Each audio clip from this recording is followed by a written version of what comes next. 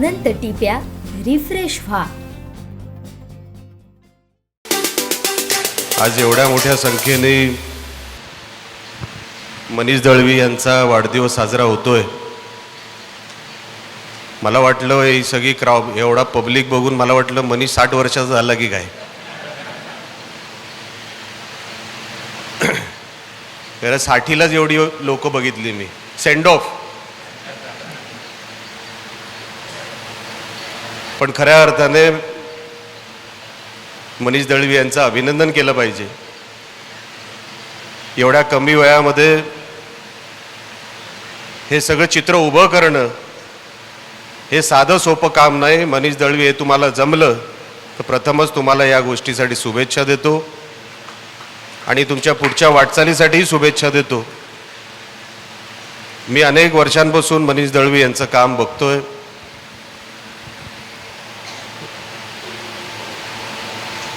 खरं तर मनीष दळवी ह्यांची जी काम करण्याची पद्धत आहे, मला माहीत नाही, मी देवधर डॉक्टरांचं पूर्ण भाषण ऐकलं नाही,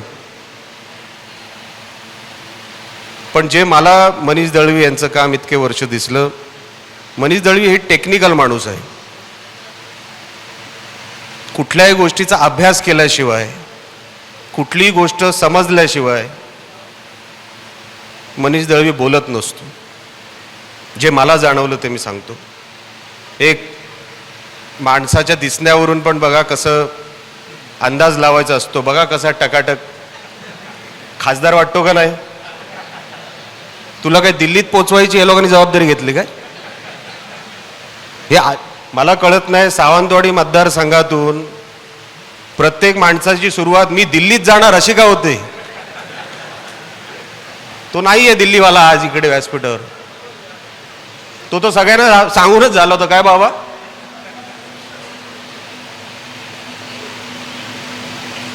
महेशनी सांगूनच टाकलं मी काय राजकीय शुभेच्छा देणार नाही. काय महेश? पण तुला एक सांगतो महेश, मनीषला राजकीय शुभेच्छा लागत सुद्धा नाही. मनीष कधी कुठल्या पदावर जाऊन बसेल हे तुला कळणार सुद्धा नाही. मी म्हटलं ना प्लॅनिंग. आता बघ, कधी तुला आठवलं होतं का की मनीष कधी बोलला मी अध्यक्ष होणार जिल्हा बँकेचा? झाला ना संजू, लक्षात ठेवा. हा, राणे साहेबांच्या मुळे हो, पण त्यांची पण क्वालिटी आहे ना साहेब, क्वालिटी आहे ना. हे ज्यांनी सांगितलं त्यांचं नाव नारायण राणे. उभे राहा, एक मिनिट साहेब, उभे राहा ना माझ्यासाठी, 1 मिनिट उभे राहा. हे नारायण राणे खरं नाव आहे का नाही तुमचं? हो बघ, मी अनेक वर्षापूर्वी यांना भेटलो होतो साहेबांना. मला भेटलेच, मी नारायण राणे. मी मग घरी भेटले होते ते कोण?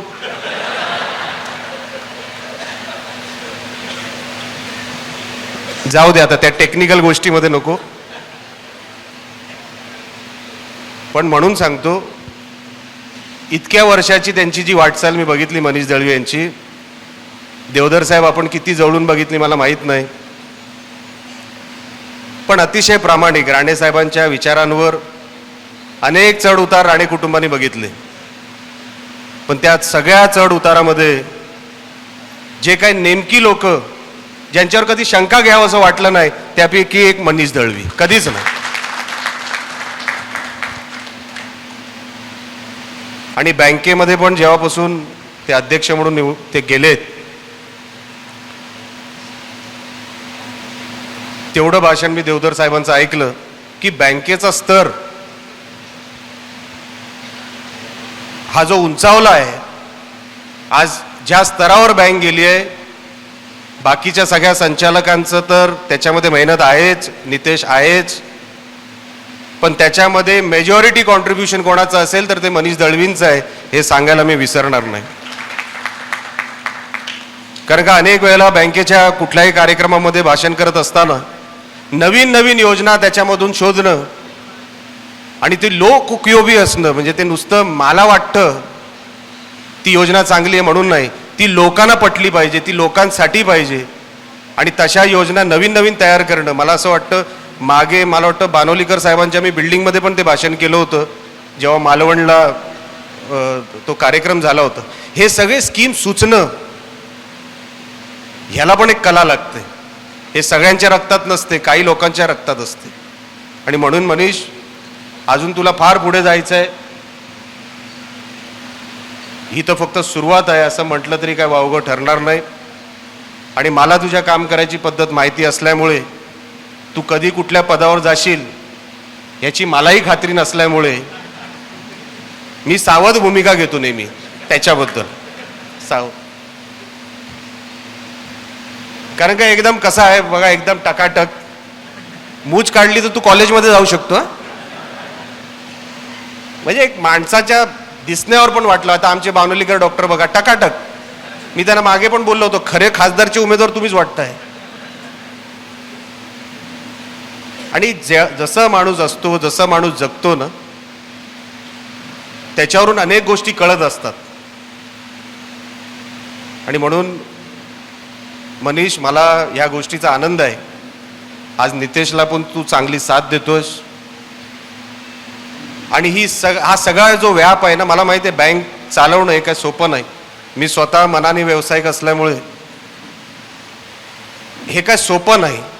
पण ते तू सोपं करून दाखवलंस, त्यात तुझा मोठेपणा आहे. आणि तरी तू साधाच राहिलास. तू कधी मी बँकेचा अध्यक्ष नाही तर तुझ्या अगोदरचे जे होते ना, अरे बाबा रे बाबा, त्यांच्याकडे कुठला गरीब माणूस काम घेऊन जाणं म्हणून डोक्याला आट्या यायच्या. ते तत्वज्ञान सांगायची. आता गरीब शेतकरी आहे, जिल्हा बँक आहे, काय त्याला टेक्निकल गोष्ट माहिती आहे, कशाला त्याच्यामध्ये त्यांना तुम्हाला किती माहिती आहे ते सांगायचं. आणि म्हणून ते सोपं करून दाखवणं, हे सगळं चित्र उभं करणं.